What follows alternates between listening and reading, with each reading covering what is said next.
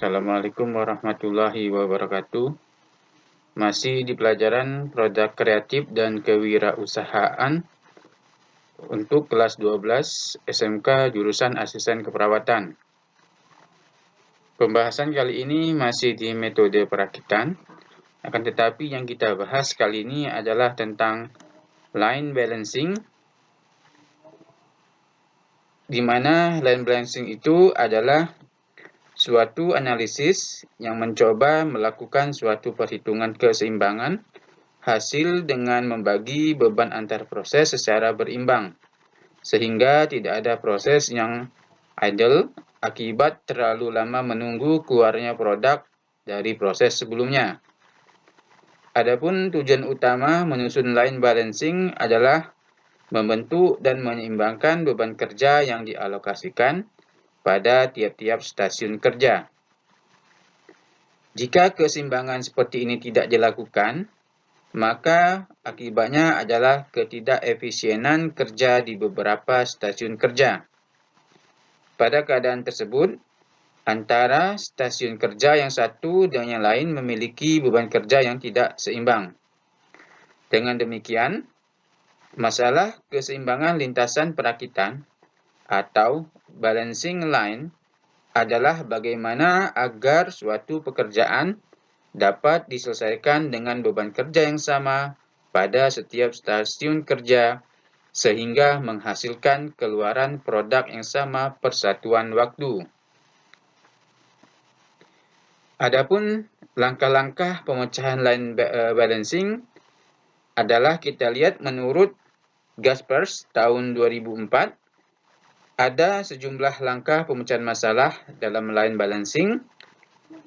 Seperti yang pertama adalah mengidentifikasi tugas-tugas individual atau aktivitas yang akan dilakukan.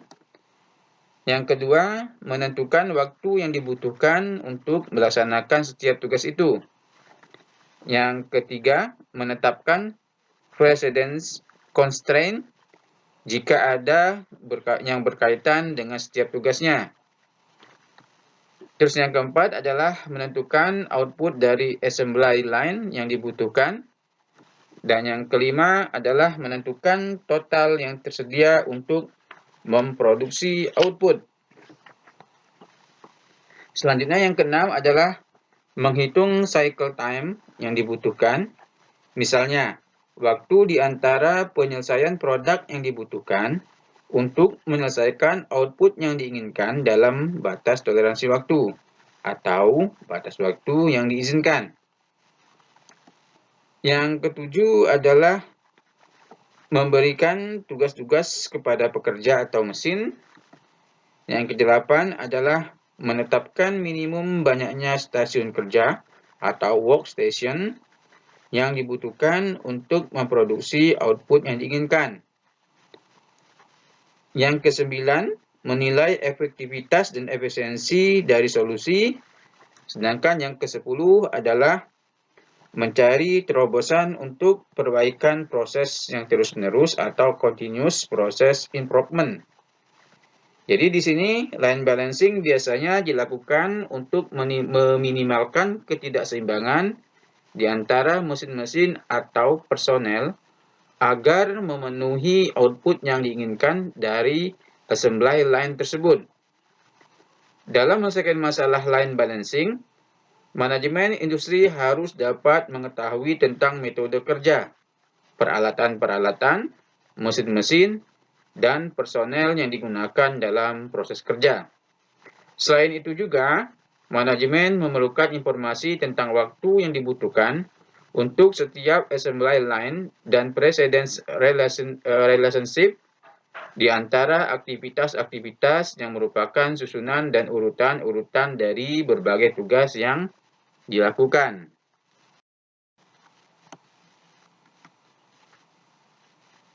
Ada beberapa istilah dalam line balancing ini. Istilah-istilah yang sering dipakai kita lihat menurut Baroto pada tahun 2002. Yang pertama adalah precedence diagram. Precedence diagram ini digunakan sebelum melangkah pada penyelesaian menggunakan metode keseimbangan lintasan. Precedence diagram sebenarnya merupakan gambaran grafis dari urutan operasi kerja serta ketergantungan pada operasi kerja lainnya. Tujuannya adalah untuk memudahkan pengontrolan dan perencanaan kegiatan yang terkait di dalamnya. Kemudian ada tanda-tanda yang dipakai dalam preseden diagram. Terangnya ada sebagai berikut. Simbol lingkaran dengan huruf atau nomor di dalamnya untuk mempermudah identifikasi asli suatu proses operasi. Kemudian tanda panah, ini menunjukkan ketergantungan dan urutan-urutan proses operasi. Operasi di pangkal panah berarti mendahului operasi kerja pada ujung anak panah. Yang ketiga, angka di atas simbol lingkaran adalah waktu standar yang diperlukan untuk menyelesaikan setiap proses operasi. Istilah yang kedua adalah assemble product. Assemble product adalah produk yang melewati urutan stasiun kerja, di mana setiap stasiun kerja ini memberikan proses tertentu sehingga selesai menjadi produk akhir pada perakitan akhir. Istilah lainnya adalah waktu menunggu atau idle time. Pada waktu menunggu, operator atau pekerja ini menunggu untuk melakukan proses kerja ataupun kegiatan operasi yang selanjutnya akan dikerjakan, di mana waktu menunggu ini adalah selisih atau perbedaan antara cycle time atau CT dengan station time atau ST, ataupun CT dikurangi station time atau ST. Rumus yang bisa dipakai adalah idle time sama dengan N dikali W per S sama dengan sigma N I per I-1 dikali WI.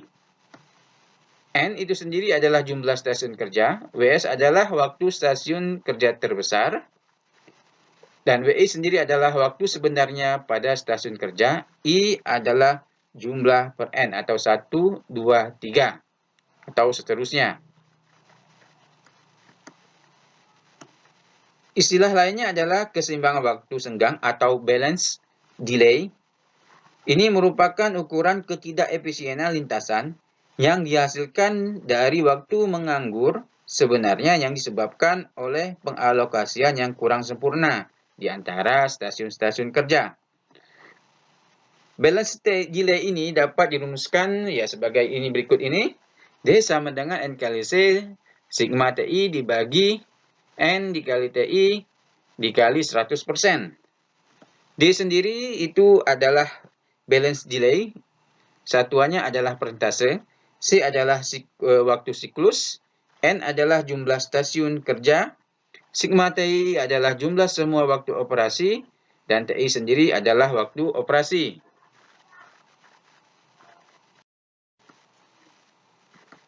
Selanjutnya adalah efisiensi stasiun kerja, yang merupakan rasio antara waktu operasi.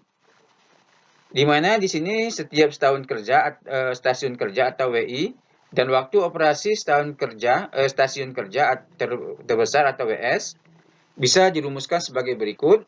Efisiensi stasiun kerja itu didapat dari WI dibagi WC dikali 100%. WI sendiri tadi adalah stasiun kerja dan WC tadi adalah waktu operasi kerja stasiun terbesar.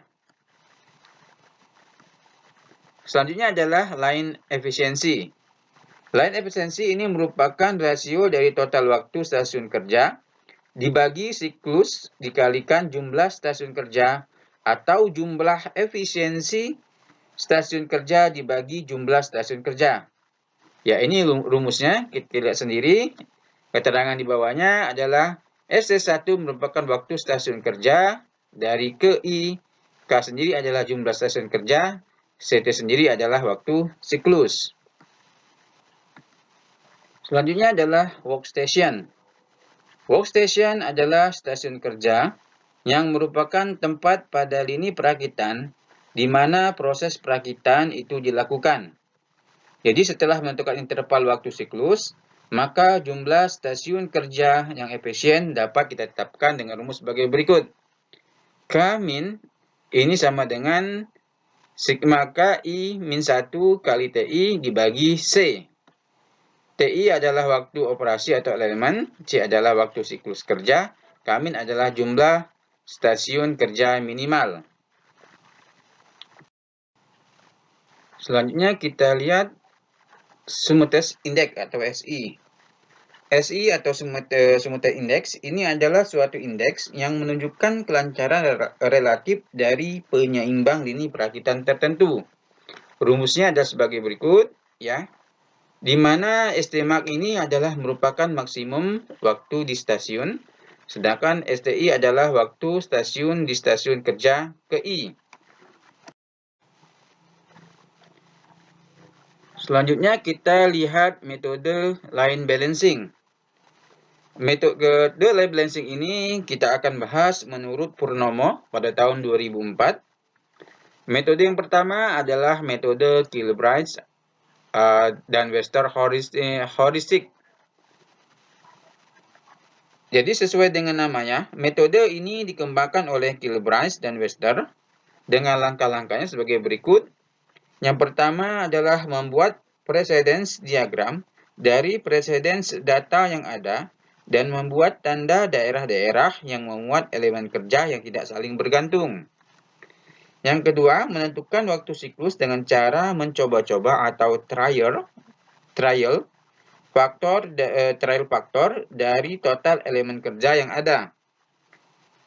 Selanjutnya adalah mendistribusikan elemen kerja pada setiap stasiun kerja dengan aturan bahwa total waktu elemen kerja yang terdistribusi pada stasiun kerja ini tidak boleh melebihi waktu siklus yang telah ditetapkan. Ya, selanjutnya adalah mengeluarkan elemen kerja yang telah didistribusikan pada stasiun kerja, lalu mengulangi langkah 3 sampai semua elemen kerja yang ada terdistribusi pada stasiun kerja. Metode yang kedua adalah metode Mauduit-Yang. Metode Mauduit-Yang ini terdiri dari dua fase. Ya. Fase pertama adalah membuat pengelompokan stasiun kerja, di mana elemen kerja ini ditempatkan pada stasiun kerja dengan aturan bila terdapat dua elemen kerja yang bisa dipilih, maka elemen kerja yang mempunyai waktu lebih besar ini ditempatkan pada tahap pertama.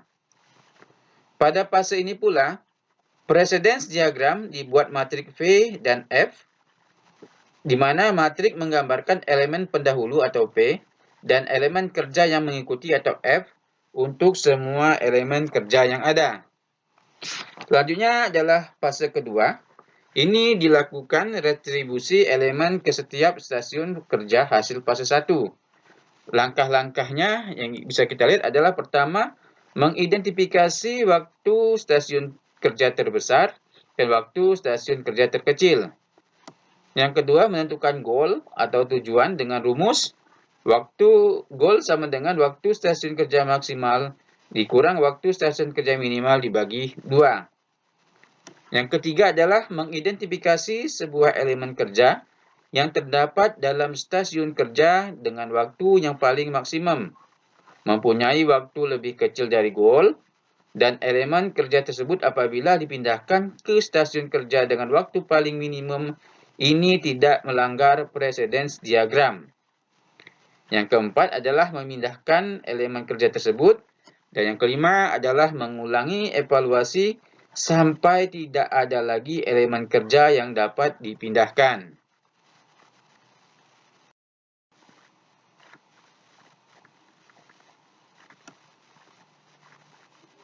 Selanjutnya adalah metode Helgesen-Birney. Disebut juga dengan Ranked Positional Weights, adalah metode yang diusulkan oleh Helgesen dan Birney sebagai pendekatan untuk memecahkan permasalahan pada keseimbangan lini dan menemukan solusi dengan cepat. Konsep dari metode ini adalah menentukan jumlah stasiun kerja minimal dan melakukan pembagian task ke dalam stasiun kerja dengan cara memberikan bobot posisi kepada setiap task sampai semua task ditempatkan di suatu stasiun kerja. Bobot setiap task, misalnya task ke I, dihitung sebagai waktu yang dibutuhkan untuk melaksanakan task ke I ditambah waktu untuk mengeksekusi semua task yang akan dijalankan setelah task ke I tersebut. Ya. Adapun urutan langkahnya yang pertama adalah lakukan perhitungan bobot posisi untuk setiap task, di mana bobot posisi setiap task ini dihitung dari bobot suatu task ditambah dengan bobot task-task setelahnya. Yang kedua, lakukan pengurutan task-task berdasarkan bobot posisi, yaitu dari bobot posisi besar ke bobot posisi terkecil. Yang ketiga, tempatkan task dengan bobot terbesar ke sebuah stasiun kerja sepanjang tidak melanggar precedence constraint dan waktu stasiun kerja tidak melebihi waktu siklus. Langkah yang terakhir adalah lakukan langkah 3 hingga semua task telah dipindahkan atau telah ditempatkan di suatu stasiun kerja. Setelah metode tadi, kita lihat ke bagaimana pengukuran kerja dalam kaitannya dengan land balancing. Kita mengacu pada pendapat Sri Tomo Wangjo Subroto pada tahun 1995, di mana pengukuran yang dimaksud di sini adalah pengukuran kerja atau time study, yaitu suatu aktivitas untuk menentukan waktu yang dibutuhkan oleh seorang operator atau orang yang memiliki keterampilan rata-rata dan terlatih baik dalam melaksanakan sebuah kegiatan kerja dalam kondisi dan tempo kerja yang normal. Untuk mengetahui apakah suatu sistem kerja ini dapat diterapkan sudah baik, kita memerlukan prinsip-prinsip pengukuran kerja yang meliputi teknik pengukuran mengenai waktu yang dibutuhkan, tenaga yang dikeluarkan, serta pengaruh psikologis dan fisiologis. Ya. Jadi salah satu pengukuran kerja ini adalah dengan memakai pengukuran waktu kerja atau time study. Jadi, pengukuran waktu kerja ini bertujuan untuk mendapatkan waktu standar penyelesaian pekerjaan secara wajar, tidak terlalu cepat, juga tidak terlalu lambat. Jadi, sehingga pekerja tadi bisa bekerja secara normal untuk menyelesaikan pekerjaannya dalam suatu sistem kerja yang telah berjalan dengan baik. Manfaat dari waktu standar ini adalah yang pertama untuk menentukan jadwal dan perencanaan kerja. Yang kedua, untuk menentukan standar biaya dalam mempersiapkan anggaran. Yang ketiga adalah untuk mempersiapkan biaya sebuah produk sebelum diproduksi agar dapat mempersiapkan penawaran dan menentukan harga jual. Yang keempat adalah untuk menentukan pemanfaatan mesin dan jumlah mesin yang dapat dioperasikan seorang operator, serta membantu dalam menyeimbangkan lintasan produksi. Dan yang terakhir adalah untuk menentukan standar waktu sebagai dasar pengendalian biaya tenaga kerja. Selanjutnya ada beberapa metode pengukuran waktu kerja. Ya. Jadi pengukuran waktu kerja ini dibagi menjadi dua, yaitu pengukuran waktu kerja secara langsung dan pengukuran waktu secara tidak langsung. Ya, bagaimana pengukuran kerja secara langsung? Ini bisa dilakukan langsung di tempat kerja. Dengan metode pertama adalah metode jam henti atau stopwatch methods. Yang kedua adalah metode sampling pekerjaan atau work sampling methods. Dan untuk pengukuran waktu secara tidak langsung, ini juga dilakukan tanpa harus berada di tempat kerja, tapi cukup dengan membaca data dari tabel-tabel atau literatur yang tersedia. Metode yang bisa kita pakai yang pertama adalah data waktu standar, dan yang kedua adalah data waktu gerakan.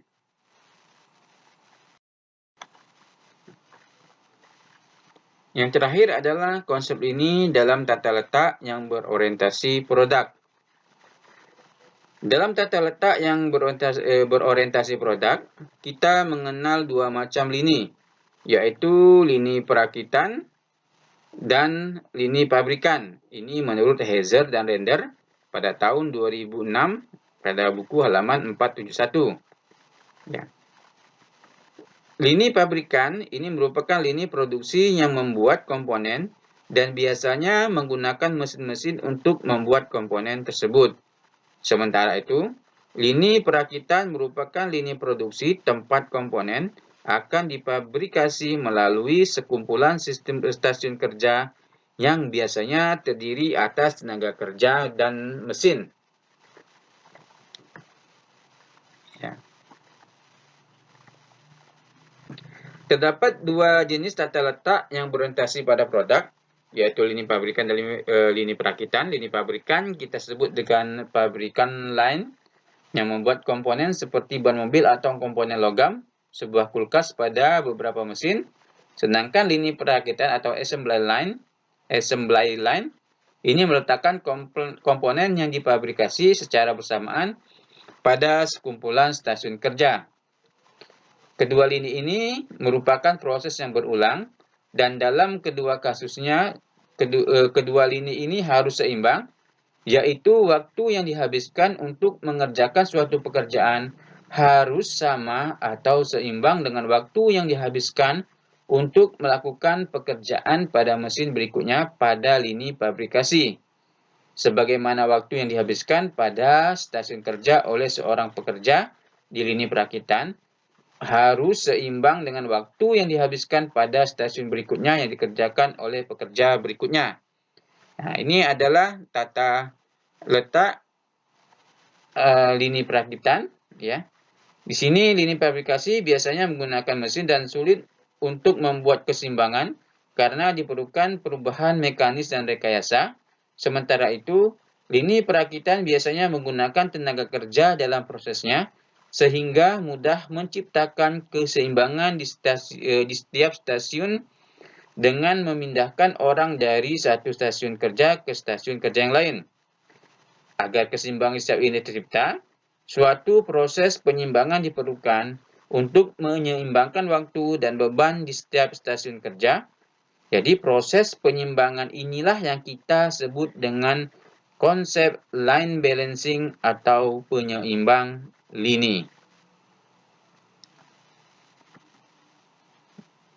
Itu saja materi kita. Terima kasih atas perhatiannya. Wassalamualaikum warahmatullahi wabarakatuh.